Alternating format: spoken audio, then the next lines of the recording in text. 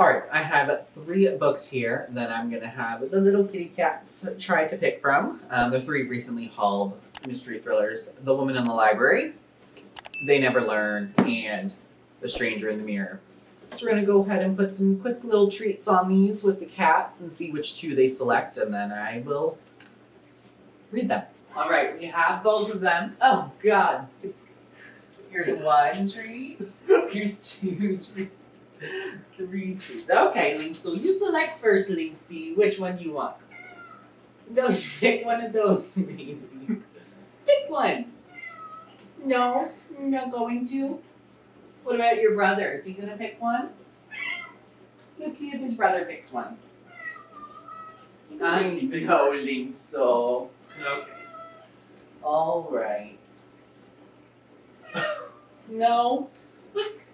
Neither of you boys. Which one are you gonna eat? If you eat one, you get more. Oh, baby Anta has selected. Oh my god. Oh, he also selected the other one. So you got that one. Which one are you gonna pick, Linksu? You just want these, huh? Oh, there's my face. Let's see. All of the bowls. Linksu.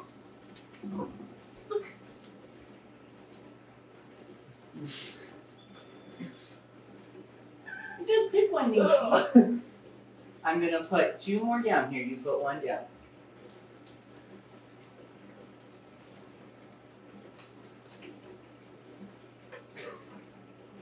Oh, There he he picked goes. 1. Oh, good boy. All right, treats Extra for the treats. boys. Oh my goodness. All right, they made their selections and they picked The Stranger in the Mirror and They Never Learn. Let's hope that that footage was clean because they were just going insane picking some of those treats there. But I think that they made some good selections and they are such good boys. So yeah, we'll go ahead and start these and I'll give you an update on when I'm through some of them. Oh, there he goes. He's getting out of frame.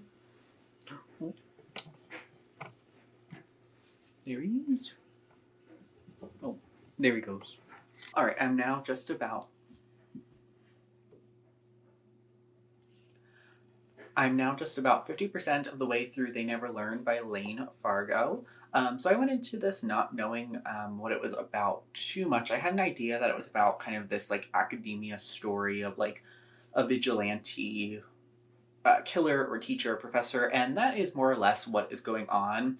You're following a character in here named Scarlett, who is a English professor at this like small school in Pennsylvania near Pittsburgh, and basically she is going after men who she feels is doing wrong to other women.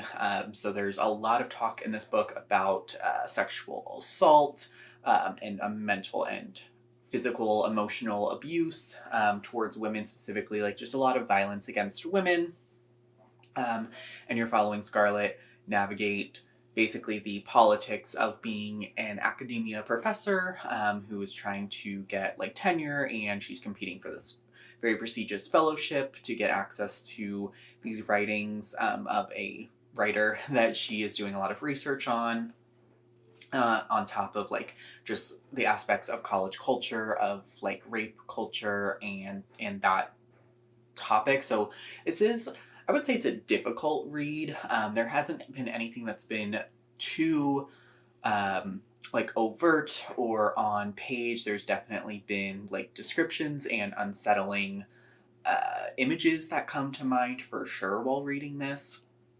And so I'm hesitant to say this, but I am like enjoying the novel, and it's very, not fun, fun is not the right word, but it's just very compelling and very character rich.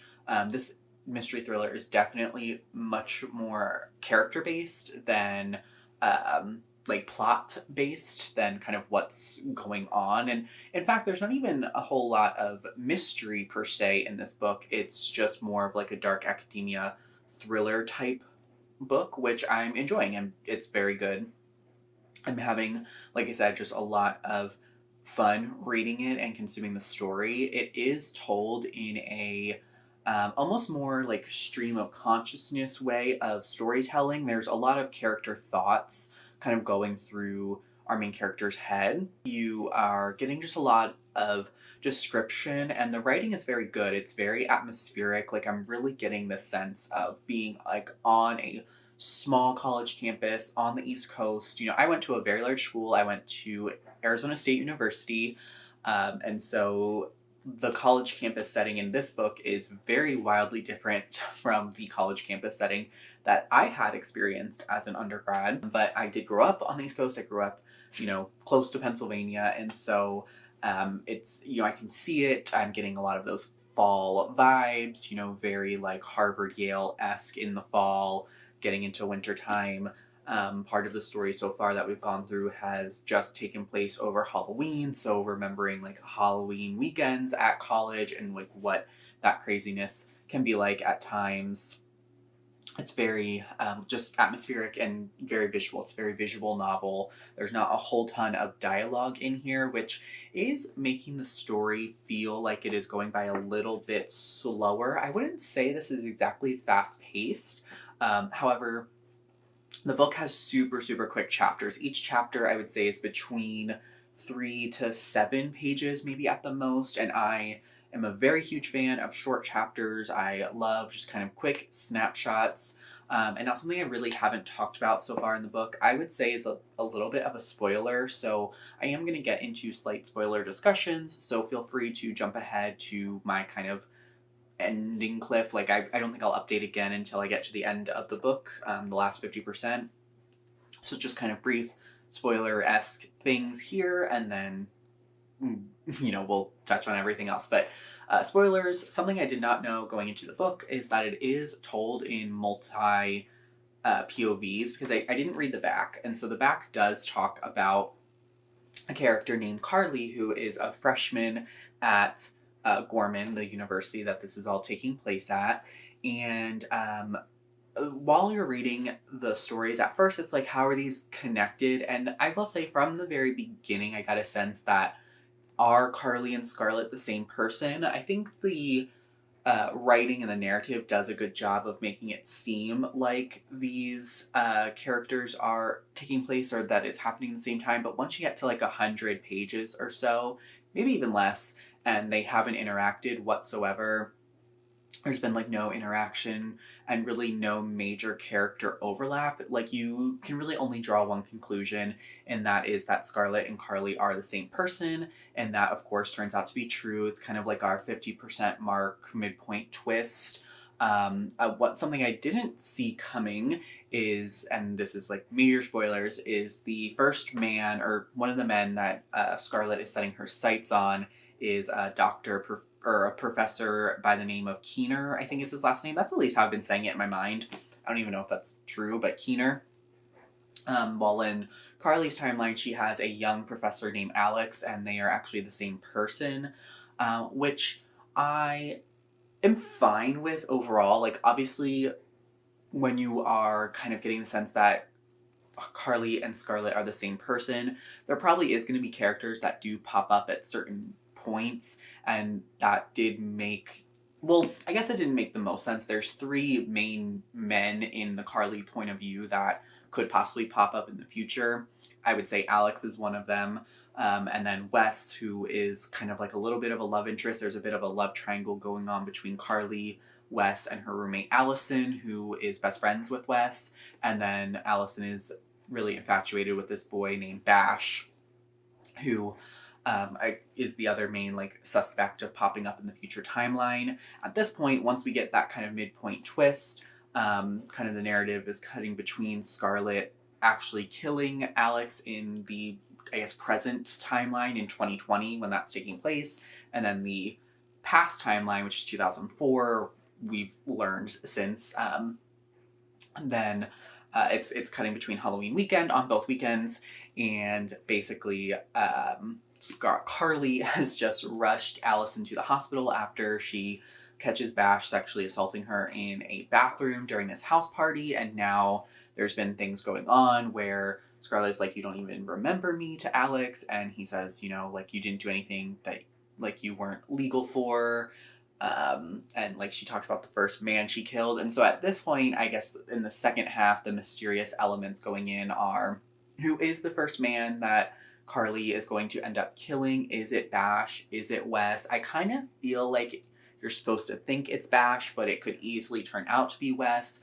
I'm very curious to see how Wes pops up, or what his kind of just like story is in the present timeline when she's now going by Scarlett. And in that timeline, she also is hooking up with her TA named Jasper. So that's something. There's just a lot of plot lines, a lot of plot points going on. But as I've said, I think this is definitely more character based than plot based, but it's still very interesting and intriguing. And I'm just really interested to see how the book moves forward. So I'm going to go ahead and get the second half of the book done. I'm probably not going to read the rest of it today. It's only about 3 or 4 o'clock on a Sunday afternoon. And I probably could finish it within the next 2 to 3 hours. But I do kind of want to take my time with it. I have been taking my time with it so far. It's been about 3 or 4 reading or sittings, and probably about 3 or 4 days since I started the book that I'm now at the 50% mark. And I did a bulk of my reading today. I read about 100 pages today. So, you know, I'm liking it. I'm not rushing through it. But yeah, that's where I am so far. So we'll kind of check in at the end once I finish the book and see how I feel. I guess as far as right now where the ratings could go, I could see it being anywhere between a 4 and a 5. I know it's a little like not exactly my taste of a 5-star, but the book definitely is taking on a really serious topic of rape culture on college campuses. So, you know, depending on how that turns out, which I don't think it's going to be bad. So far, the topic has been handled well. Definitely could be a 5-star just for the kind of like social and political commentary of it all anyway. But yeah, I'll get into the second half of this and see how I feel. Come on. Come sit with me, Linksy. No, you're just going to show your butt to the camera and then you're going to leave? Okay, that's fine. You can do that. Alright, so excuse the potential poor lighting in this clip. I just don't feel like setting up the ring light. It's late-ish. I just got home from work. I just took a shower, and honestly, I'm going to lay in bed rest for this clip, but I did want to update you. And right when I was going to do it, I realized that I actually never filmed a final update for They Never Learn. And at this point, I actually finished this book a week ago, on last Sunday. And so, at least from the time of recording, to wrap my thoughts up, I ended up giving this book a 4.5-star rating by the end of it. The back half was a lot more of the same, of kind of critique and commentary on college culture and sexual assault on college campuses and how that is ultimately handled, you know, by administrative and staff personnel, and, you know, what effects does that have on someone when it happens to them and they don't get the proper resources. I feel like I'm kind of scoot over. I feel like I'm like weirdly in frame here. But yeah, like what happens to a student when they don't have the proper resources to deal with something like that. And, you know, when the administrative doesn't care and would rather protect more powerful people, or, you know, the classic kind of like, well, did you lead him on? What were you wearing? Were you not watching what you were drinking? All of the things that, you know, society says to shame women when they are unfortunately victims of a sexual crime. I really enjoyed that aspect of this book, and it was also still a fun, fast-paced, thriller-ish book. There's not much of a mystery element overall in here. There is like a little bit of a mystery element halfway through, but then kind of a midpoint twist resolves that like one maybe tiny-ish mystery you have. And then there are little like interesting plot threads of certain characters and seeing how they ultimately are going to play into the narrative or how their stories are going to end up, that are of course drawn out in here. But ultimately the story is much more focused on the social commentary that it's going for and what it has to say versus the kind of shocking nature of the plot. Ultimately, I wasn't a huge fan of the ending, however, for this book. I just felt a little too clean in a certain aspect or certain ways. And this definitely is very at the end, it felt a little soapy. I would say it's pretty grounded and realistic for the most part, and then the end gets a little bit dramatic. Of course, there's always a certain sense of being heightened, dramatized aspects of books, and especially books of this particular nature.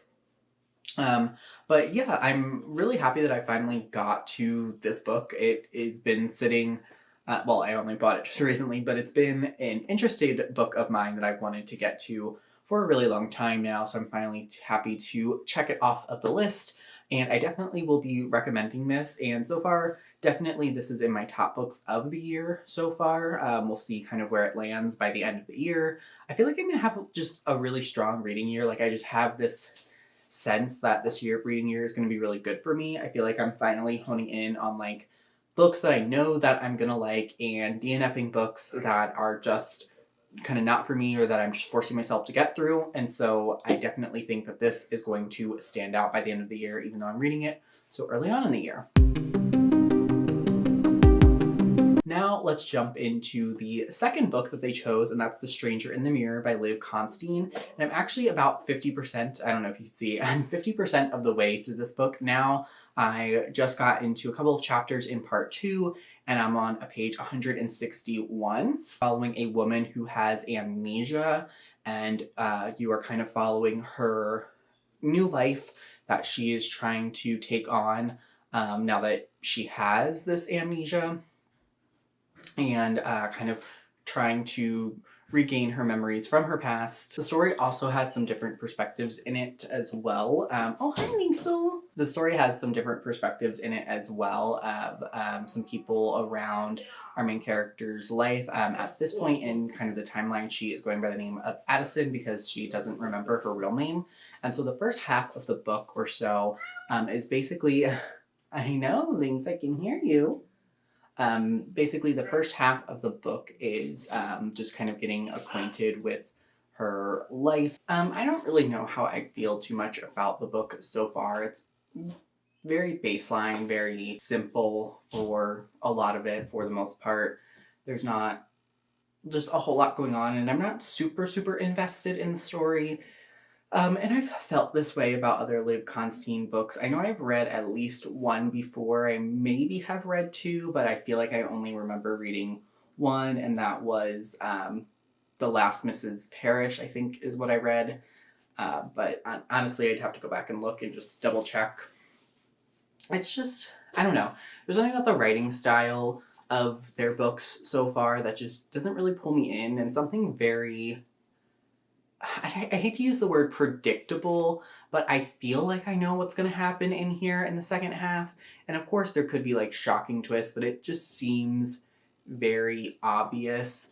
Like, I don't want to give too much away, but one of our main perspectives and main characters is Addison, our main character. Basically, her husband from her old life is like a point of view chapter or point of view character.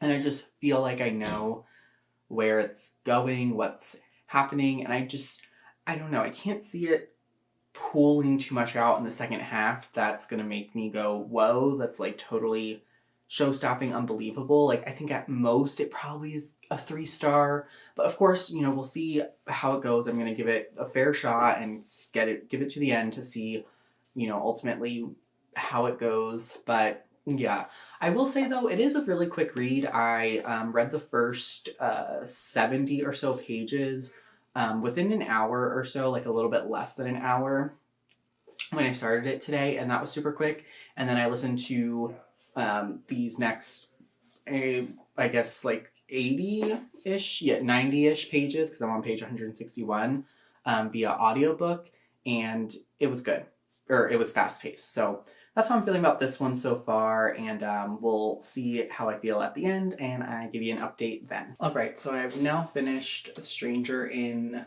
the Mirror by Liv Constein, and ultimately I'm going to go ahead and have to rate this book at a 2 stars. Not that it was bad in like oh my god, this is like super offensive, or there's problematic elements, which there's definitely a tinge of, I would say. but more so in the sense that it was just very obvious what was happening. It was very boring kind of at the end. There wasn't a whole lot going on. There wasn't a lot of intrigue as far as character motivations and like character just like characterization in general. Like everything was very flat and baseline, and just reading the synopsis, like you know what happens in this book. Like, and if you don't know exactly what happens after reading the synopsis, after 100 pages in this book, like you know exactly where it's going. And that's kind of exactly what I said at my 50% mark update. And it, you know, and I played myself. I did buy this book. I was intrigued by it. You know, I know that Liv Constine, they're an author duo. They have a lot of books. I've read one before, like I said. And I just think, while I love a good, just classic, regular, domestic mystery thriller, I don't know, there's just something about their books that I still want to be surprised, and I want there to be like active things going on and be surprised by twists, and that just didn't happen in here. So unfortunately it's a 2-star, and probably will be my last Liv Constine book that I pick up, unless I decide to pick them up for some other sort of like reading challenge or something, because really I just don't think that their books are for me, or maybe it's just the two that I've read, but it just seems like they're just very baseline. Now I will say, like, if you don't read a lot of mystery thrillers and you want to get into them, they're definitely very easy to get into. I think they're entertaining enough that people can still have fun with the books. They're very great, I would say, beach reads. This took me 2 days to get through.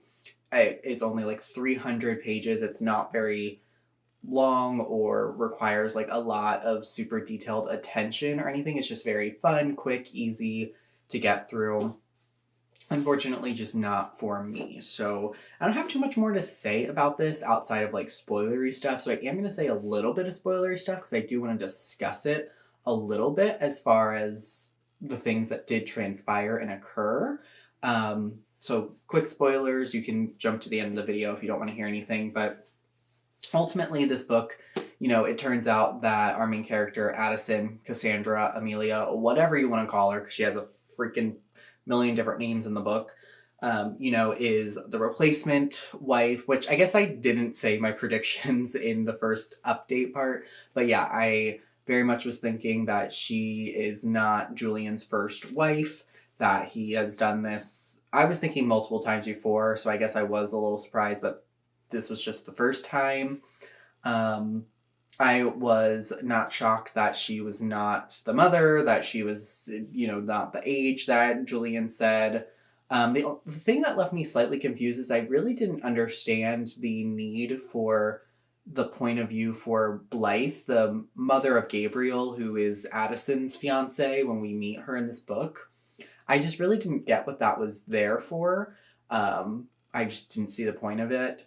I did think that the aspects of like mental health and discussions of medication and trauma and therapy were not handled probably in the most classy way or the best way that it could have been, but it wasn't like outright like you know, like I think coming away from this book, like you still are thinking, or you still should think, like therapy is good, and not that all therapists are going to manipulate me and try to hypnotize me into making me believe that I'm their dead wife. So yeah, that was just odd. And then the ending of the book was very weird to me. Not, I guess, like, I don't know, what was the point of like her breaking up with Gabriel and then like saying like we can't be together, just for the ending chapter to be like a year later, like we're meeting and we'll see what can happen.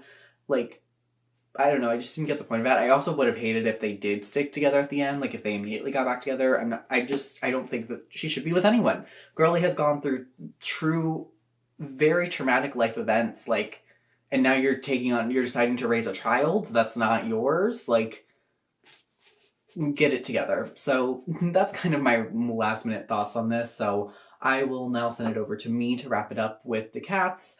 But ultimately, you know, this book, I don't know why I threw it down. This book was a 2-star, and I recommend it for newer thriller readers, but definitely not for like established vets. I think it's a little boring. All right, so I'm here to wrap up the last, or the only 2 books that I've read for this video. It's been about 2 weeks since I finished They Never Learn, and about a week since I finished The Stranger in the Mirror, and I have fully settled on the ratings that I did give these. So this was a 4.5 read, and this was a 2-star read, unfortunately. So my cats ended up making some good selections. You can see Anza back there. He is doing real good right now. Link's left, obviously. They were just sitting here right before I started filming, and then the second I turned on the camera, they decided to jump around and go off. But yeah, so both of these were good. You know, well, this was pretty good. This was kind of mediocre to a little bit boring. It wasn't bad. But I am just super happy with the selections that they made. I will be reading The Woman in the Library, the other book not chosen for this video, later on down the line. I don't know if I'm going to be reading it for a specific video or if it's just going to be in some sort of wrap-up later on in the year. But yeah, this was a lot of fun. Kind of stupid. People have done this kind of thing in the past, but I wanted a little bit of a special way to just kind of choose some books outside of just like a unifying theme. And so yeah, thank you so much for watching this video though. Please let me know if you've read either of these or are planning on picking either of them up and what you thought. And feel free to, not that you really could, but feel free to tell me about your cats, share any pictures that you have if you would like, or anything. You can check out my Instagram, my main Instagram for cat photos. I have a whole story highlights dedicated to my cats. So if you want to have more cat content, you can go there and follow along if you would like. But thank you so much for watching this video. Thank you so much to Links and Anza for choosing my books. And until next time, I will talk to you then. Bye.